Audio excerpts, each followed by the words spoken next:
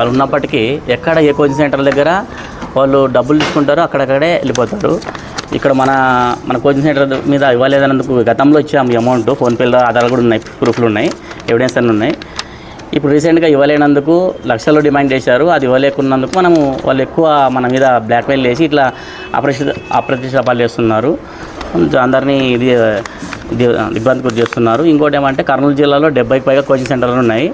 అక్కడ ఎక్కడ కూడా వీళ్ళు రాష్ట్ర కార్యదర్శులు ఉన్నారు, జిల్లా కార్యదర్శులు ఉన్నారు, ఎక్కడ పోవడం లేదు. ఎమ్మిందూరులోనే 10కి పైగా సంఘాలు ఉన్నాయి, విద్యా సంఘాలు. వీళ్ళు ఎమ్మిందూరులోనే ఎందుకు ఉండాలా? అక్కడ పోవచ్చు కదా, అక్కడ పోయి వాళ్ళ మీద ఎంక్వైరీ చేయొచ్చు కదా. కోచింగ్ సెంటర్లు ఎన్ని ఉన్నాయి? 70 పైన ఉన్నాయి కర్నూలు జిల్లాలో. పతికొండలో ఉన్నాయి, కోడుమూరులో ఉన్నాయి, కర్నూలులో ఉన్నాయి, 10 కోచింగ్లు ఉన్నాయి. ఎక్కడ పోరు, ఎమ్మిదూరులోనే ఉంటారు. ఎమ్మిదూరులోనే సంఘాలు ఉంటాయి, కొత్త సంఘాలు పుట్టుతాయి.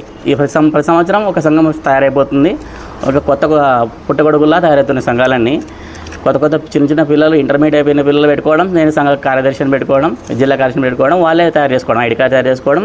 నేనే ఇంకా జిల్లా కార్యదర్శిని లేదా రాష్ట్ర కార్యదర్శిని నేనే. ఎమ్మిదూరులో ఉంటారు మనది కూడా. వాళ్ళే డిమాండ్ చేస్తారు, ఇంత ఇవ్వండి డబ్బులు మేము వదిలేస్తాం, లేదంటే బ్లాక్మెయిలింగ్, ఇవ్వకుంటే మేము సీజ్ చేస్తాం కోచింగ్ సెంటర్, ఎట్లా నడుపుకుంటారు మీరు అని బ్లాక్మెయిల్ చేయడం. అది ఎక్కువైపోయింది ఈ సమాజంలో. ఇలాంటి వాటిని నిర్మూలించాలనే మా తపన.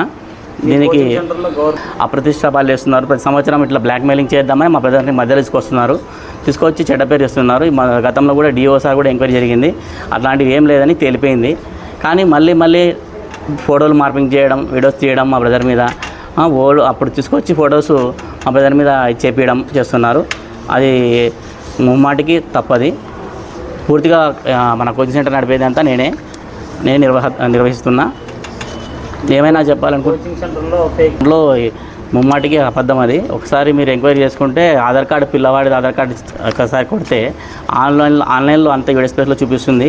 అబ్బాయి ఎక్కడ చదివాడు, ఏ స్కూల్లో చదివాడు మొత్తం చూపిస్తుంది. అలా ఉంటే విద్యాధికారులు చెక్ చేసుకుంటారు. ఎప్పుడే సీట్ క్యాన్సిల్ అయిపోతాయి. గతంలో 2 సార్లు రాయడం వల్ల సీట్ క్యాన్సిల్ అనే ఉద్దేశం జరిగింది. అది ఎందువల్ల జరిగింది? పేరెంట్స్ ఎక్కడెక్కడో కొంచెం చదివించుకుని మన దగ్గరికి వస్తారు, 2సారి వస్తారు. అది నాకు తెలియక రాపించింటాం. అది అనుకోకుండా అయినప్పుడు ఏమైంటుంది, క్యాన్సిల్ అయిపోయింటుంది. మనం ఏంటంటే ఉద్దేశపూర్వకంగా రాపేలే.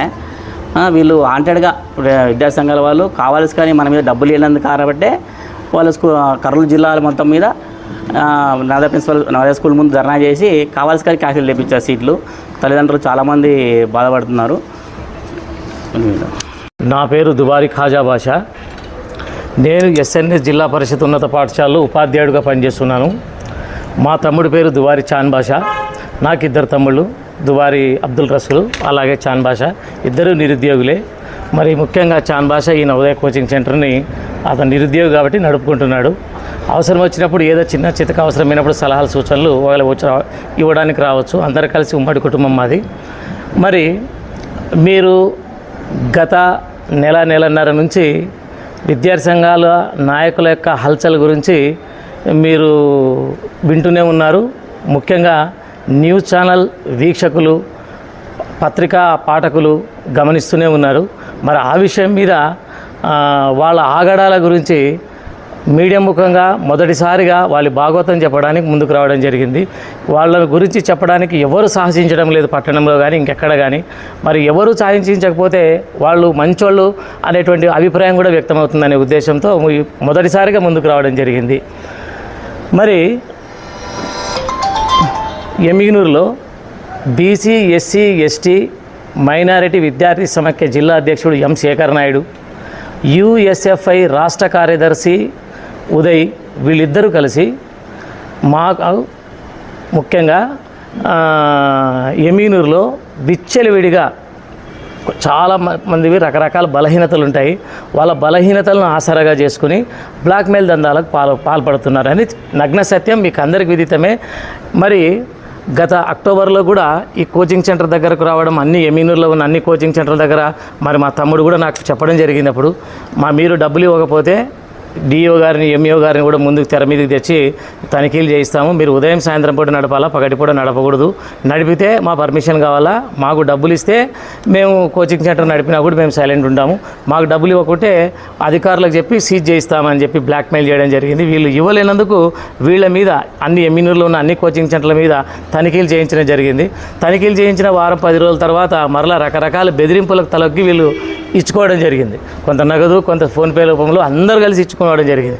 అది అయిపోయిన మరుక్షణమే సరే అధికారులు ఎప్పుడు వస్తున్నారు, ఎప్పుడు పోతున్నారు అనేటువంటివి కూడా వీళ్ళతో మాట్లాడి వీళ్ళకు సహకరించినారు కూడా అన్ని విషయాల్లో. అన్ని వాళ్ళు డబ్బులు అడిగిన విషయాలు ఫోన్పే చేసుకున్నవి, వాళ్ళు అడిగినవి తీసుకున్నవి, అలాగే అధికారులు ఎప్పుడెప్పుడు వస్తున్నారు అవన్నీ కూడా వీళ్ళ దగ్గర కాల్ రికార్డింగ్లు కూడా ఉన్నాయి. వాళ్ళ అన్ని భాగవతం అంతా టోటల్గా A to Z ఆధారాలతో సహా ఉన్నాయి. ఫోన్పే ఆధారాలు ఉన్నాయి, కాల్ రికార్డింగ్ ఆధారాలు కూడా ఉన్నాయి. మరి ముఖ్యంగా నేను చెప్పొచ్చేది ఏమంటే, నేను మరి మా తమ్ముడిని నన్ను అడ్డం పెట్టుకుని మా తమ్ముడిని ఏమని బెదిరిస్తున్నారు, మీ అన్నయ్య ఉపాధ్యాయుడు, మీ అన్నయ్య మీద మేము కంప్లైంట్ ఇస్తాము, మీ అన్నయ్య స్కూల్ ఎగ్గొట్టిపోతున్నాడని కంప్లైంట్ ఇస్తాము, మీరు ఇస్తే సరిపోయింది, మీ కోచింగ్ సెంటర్ మీద ఇస్తాము, మీ అన్నయ్య మీద కూడా పై అధికారులకు కంప్లైంట్ ఇస్తాము, సస్పెండ్ చేయిస్తాము అని చెప్పి బెదిరిస్తున్నారు. इस वीडियो को लाइक करें, हमारे चैनल को सब्सक्राइब करें और बेल आइकन जरूर प्रेस करें.